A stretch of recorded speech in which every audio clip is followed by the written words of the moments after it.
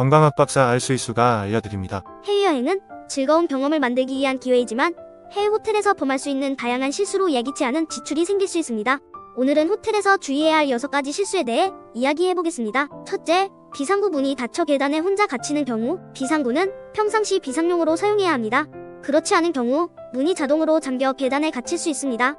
반드시 일행과 함께 다니고 혹은 전화기를 소지해 만일의 경우에 대비하시기 바랍니다. 비상구는 비상시에만 사용해야 한다는 사실을 꼭 기억하시기 바랍니다. 둘째, 실수로 화재 경보기를 작동하는 경우. 호텔 객실 내 전자기기 사용 시 특별한 주의가 필요합니다.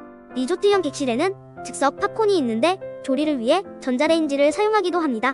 그러나 잠시 부주의하면 순간 연기가 가득 차 화재 경보가 자동으로 작동할 수 있습니다. 만일 소방차가 출동하게 된다면 엄청난 벌금이 부과될 수 있으므로 주의해야 합니다.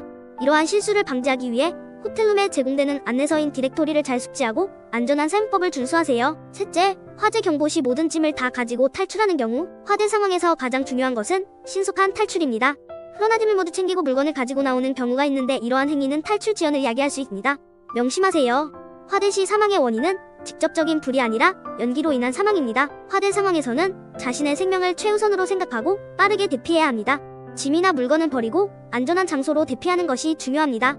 이때 반드시 비상구를 이용하거나 경우에 따라서 왕관기를 이용해 창문으로 탈출이 필요합니다.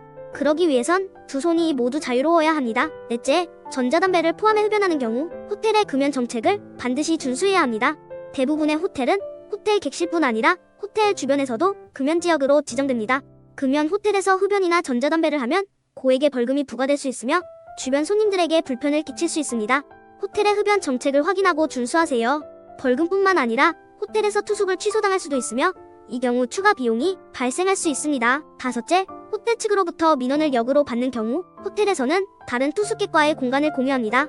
간혹 일행끼리 객실문을 열고 복도에서 말을 하게 되면 소음이 발생되어 다른 손님들에게 불편함을 줄 수 있습니다. 특히 야간에는 주변 소음이 없으므로 소리가 공기를 타고 더 멀리 전달되기 쉽기 때문에 더욱 주의하셔야 합니다. 호텔은 휴식과 프라이빗한 공간이므로 조용히 머물러야 하며 호텔의 분위기를 존중하세요.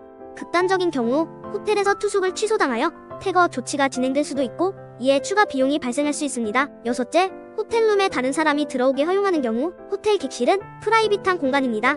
다른 사람의 방문에 주의하시기 바랍니다. 실제로 호텔 직원을 사칭하고 방에 들어와서 주의를 산만하게 하고 침대 위에 놓아둔 지갑이나 현금을 가져간 경우도 있습니다. 투숙객이 혼자가 아니라도 오히려 부주의해질 수 있으니 더욱 주의해야 합니다. 또 나쁜 의도를 가진 방문객에 의해 신체적으로도 불쾌한 경험을 할 수도 있다는 사실을 상기하시어 객실로 타인이 들어오지 못하게 해야 합니다. 객실문과 함께 창문도 꼭 잠겨 있는지 확인하셔야 합니다. 드물긴 하지만 창문으로 침입하는 경우도 있을 수 있습니다.